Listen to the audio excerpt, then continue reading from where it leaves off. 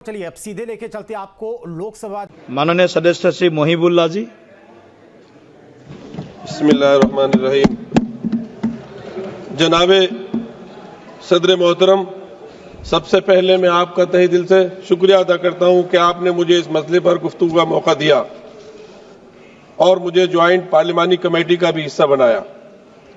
सदर मोहतरम, जब हमारा मुल्क आज़ाद हुआ था तो हमारे कायदीन के सामने दो रास्ते थे। वो रास्ते क्या थे और किसने पेश किए थे, ये अब गैर अहम है। असल बात ये है कि हमारे रहनुमाओं की दूरंदेशी और अक्लमंदी की बदौलत मुल्क में हर मजहब को परवान चढ़ने, फलने फूलने और अपने इदारे चलाने की आजादी दी गई, जो कि हमारे आइन की आर्टिकल 25 और 26 में मौजूद है। ये हक महज एक आईनी हक नहीं बल्कि बुनियादी हुकूक का हिस्सा है। आज हमारे ऐवान के सामने जो वक्फ तरमीम बिल पेश किया गया है, ये न सिर्फ हमारे बुनियादी हुकूक की खिलाफ वर्जी है बल्कि राइट टू इक्वलिटी के भी साफ खिलाफ है।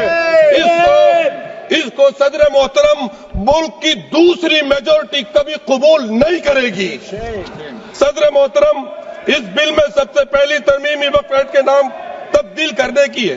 मैं कहता हूं नाम बदलना तो एक मामूली बात है, क्योंकि असल में जो तब्दीलियां की जा रही हैं उनका वक्फ के बुनियादी उसूलों और फिक़ही कवाइद से दूर दूर तक कोई वास्ता नहीं है।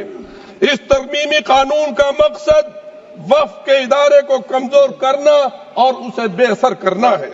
तारीखी तौर पर वक्फ के जितने भी कवानीन बने हैं वो इस उसूल पर कायम थे कि मजहब में दिए गए वक्फ के उसूलों और शराइत को खत्म ना किया जाए। सन 1913 का मुस्लिम वक्फ एक्ट, जिसका माननीय मंत्री जी हवाले दे रहे थे, इसी नियत से लाया गया था कि वक्फ के उसूलों को कानूनी तौर पर तस्लीम किया जाए, ना कि उन्हें तब्दील किया जाए। सन 1923 में, सन 1954 में, सन 1995 और 2013 के तमाम तरामीम वक्फ के तहफ़्फ़ुज़ की नियत से लाए गए थे और इसको कुव्वत देने के लिए लाए गए थे, ना कि उसको कमजोर करने के लिए लाए गए थे। वजीर मोहतरम को यह एतराज था कि हमारी लाई हुई तजवीज पर मुस्लिम कम्युनिटी शक कर रही है। बेशक वो कह रहे हैं शक कर रहे हैं, इसलिए कि उन्होंने वक्फ के उसूलों को और फिक़ही कवानीन को मद्देनजर नहीं रखा। सदर मोहतरम, आप खुद जेपीसी में थे, मैंने सवाल किया था कि इस वक्फ को ड्राफ्ट करने में कितने मुस्लिम स्कॉलर थे, तो वाहिद 12 लोगों की कमेटी में एक आदमी था, वो भी ज्वाइंट। सदर मोहतरम, मैं अब चंद चीजों की निशानदेही करना चाहता हूं जो वक्फ की असल हैसियत और बुनियाद को खत्म करने के दर पे। पहली तरमीम, वक्फ को अब सिर्फ मुसलमानों तक महदूद किया गया है। मैं दिल पर हाथ रखकर कह सकता हूं सदर मोहतरम, एक जाती वाक़या बयान करता हूं, पार्लियामेंट की मस्जिद के सामने रहकर सारे देशवासियों के लिए दुआ करता हूं। मैं अब दुआ कैसे करूंगा जब ये महदूद कर दिया जाएगा। मैं एक वाक़या आपको बयान कर रहा हूं।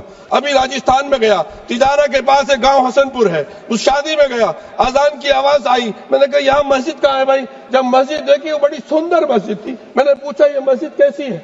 उन्होंने बताया कि यहाँ 400 साल पहले कोई दुर्वेश थे, इस पेड़, वो पेड़ भी अभी बाकी है, वो यहाँ बैठते थे और यहाँ से हमारे हिंदू महाराजा जी गुजर रहे थे, उनको बीमारी थी, वो ठीक नहीं हो रहे थे। किसी ने कहा कि उनसे दुआ करा लीजिए, उन्होंने दुआ की, वो ठीक हो गए। बाद में जब गए तो महाराज ने कहा कि अपने लिए दुआ करा के रहा, तुम्हारा वारिस कोई नहीं है। वो फिर दोबारा गए और अल्लाह ने उनको उनकी दुआ को। हमारे देश सूफी ऋषि मुनियों का देश है, ये वलियों का देश है, ये तमाम धर्मों की जो रूहानी शख्सियात है उनका देश है। आप दुआ करने से रोक रहे हैं सर, गैर मुस्लिम को वक्फ करने से रोक रहे हैं आप सर। गुज़िश्ता सर, एक इसके अलावा मुसलमानों को भी अपने ईमान का सबूत देना होगा। सर, मैं इमाम हूं, इमाम हरम मक्के का हरम भी किसी शख्स को यह सर्टिफिकेट के लिए मजबूर नहीं दे सकता कि वो प्रैक्टिसिंग मुस्लिम है। जब कोई प्रैक्टिसिंग मुस्लिम होगा ही नहीं तो वक्फ कैसे होगा सर? वक्फ तो खत्म हो जाएगा सर।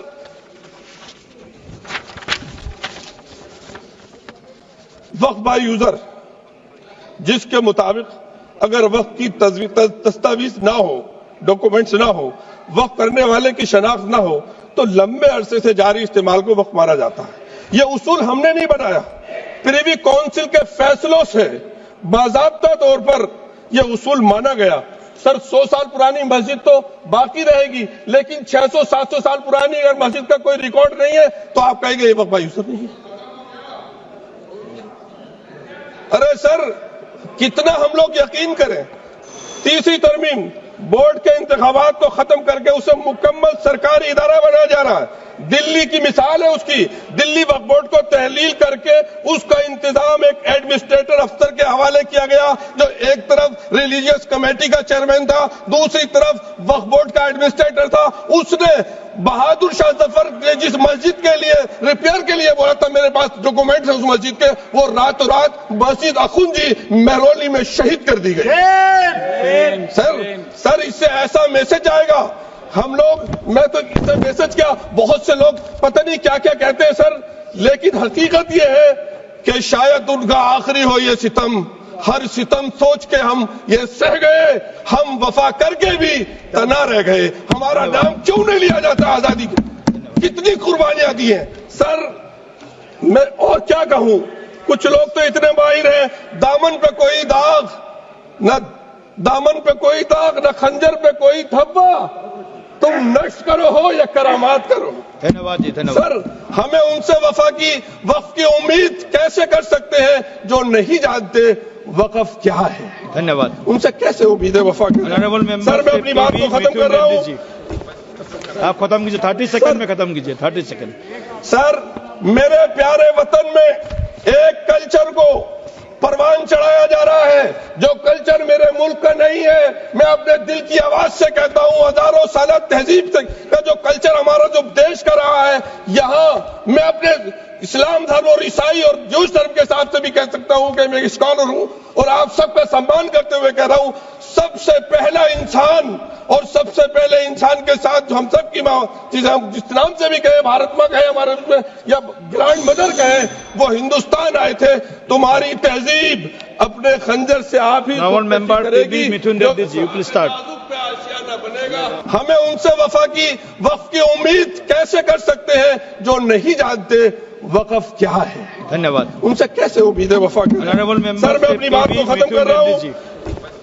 आप खत्म कीजिए, 30 सेकंड में खत्म कीजिए, 30 सेकंड। सर मेरे प्यारे वतन में एक कल्चर को परवान चढ़ाया जा रहा है जो कल्चर मेरे मुल्क का नहीं है। मैं अपने दिल की आवाज से कहता हूं, हजारों साल तहजीब का जो कल्चर हमारा जो देश का रहा है, यहाँ मैं अपने इस्लाम धर्म और ईसाई और जूस धर्म के हिसाब से भी कह सकता हूं कि मैं स्कॉलर हूं और आप सबका सम्मान करते हुए कह रहा हूं, सबसे पहला इंसान और सबसे पहले इंसान के साथ जो हम सब की माँ, हम जिस नाम से भी कहे, भारत माँ कहे हमारे उसमें, या ग्रैंड मदर कहे, वो हिंदुस्तान आए थे। तुम्हारी तहजीब अपने खंजर से आप ही करेगी। मिथुन रेड्डी जी, प्लीज स्टार्ट।